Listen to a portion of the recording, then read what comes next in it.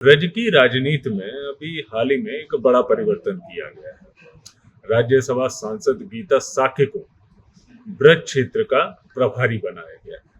इससे पहले इसके क्षेत्रीय अध्यक्ष में बड़ा परिवर्तन किया गया, पूरन सिंह लोधी को लाया गया।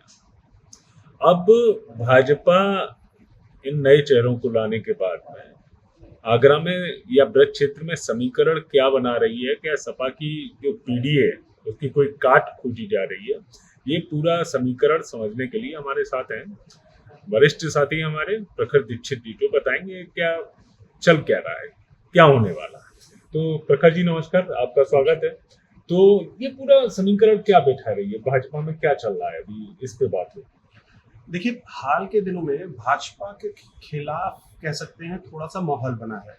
जैसे हाल में चंदा चोरी का एक प्रकरण आया, जेनजी का एक बड़ा आंदोलन हुआ, चुनाव का दौर आने वाला है। ऐसे में भाजपा देख रही है कि हम कैसे अपने जो पुराने साथी, पुराना वोट बैंक है, उसे मजबूती के साथ जोड़े रखें। इसके लिए वो हमसे लगातार प्रयास कर रही है कि कैसे भी करके उनको हम अपने साथ रखें।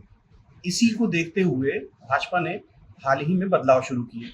इन बदलावों में जो सबसे महत्वपूर्ण चीज हुई कि उसने जातीय समीकरण को इसलिए मजबूती से पकड़ा क्योंकि लगातार सपा और अखिलेश यादव पीडीए पर जोर दे रहे हैं। तो यहां से वो चीज निकल के आई कि हमको जातीय समीकरण और जातीय फॉर्मूला ऐसा रखना है कि नॉन यादव जो ओबीसी वोट बैंक है वो हमारे साथ कैसे जुड़ा रह सकता है। अच्छा प्रखर जी, जब इन सब चीजों की बात करें तो क्या ऐसा कोई पार्टी आंकड़ा लेके चल रही है कि कहाँ कितना वोट बैंक है, किसी जाति का कितना वोट बैंक है, उसी अनुसार चुनाव किया गया है, इन जो अध्यक्ष बनाई गई या प्रभारी बनाई गई जिसको? जी बिल्कुल।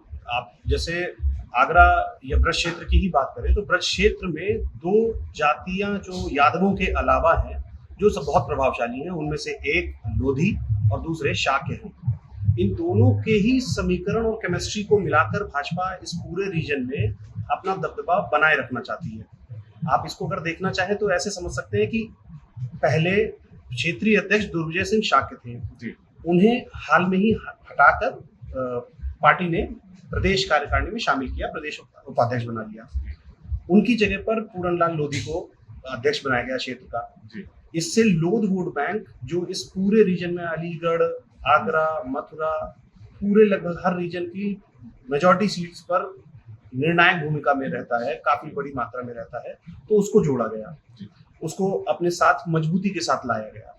लेकिन शाक्य छिटक ना जाए, इसलिए शाक्य को बैलेंस करने के लिए, ये लोध और शाक्य वाला बैलेंस करने के लिए ही क्षेत्रीय प्रभारी के तौर पर अब राज्यसभा की सांसद गीता शाक्य को लाया गया। तो ये 2027 का जो चुनाव होने वाला है उसमें इसका कितना फायदा मिलने वाला है? देखिए, ये पूरा गणित और पूरा जो लोगों को फिट किया जा रहा है, ये किया ही 2027 के चुनाव को लेकर है। पार्टी ये चीज देख रही है कि हम अखिलेश यादव के पास जो यादव वोट बैंक या अल्पसंख्यक वोट बैंक जो हो सकता है, उसके अलावा नॉन यादव ओबीसी और दलित वोट बैंक को कैसे वो अपने साथ मजबूती से जोड़े रख सकते हैं और अपनी 2027 की जो उनकी राह है उसे आसान कर सकते हैं जीत की ओर बढ़ने के लिए। चलिए, तो बहुत बहुत धन्यवाद प्रखर जी का, जिन्होंने बड़ी आसान शब्दों में बताया कि किस तरह ये चुनावी समीकरण आगरा में बिठाने का पूरा प्रयास किया जा रहा है। और आप मेरे साथ बने रहिए। नमस्कार। आपके राज्य की खबरें, आपके शहर की खबरें सबसे पहले जानने के लिए देखते रहें अमर उजाला। चैनल को सब्सक्राइब जरूर कर लें और पाएं हर अपडेट।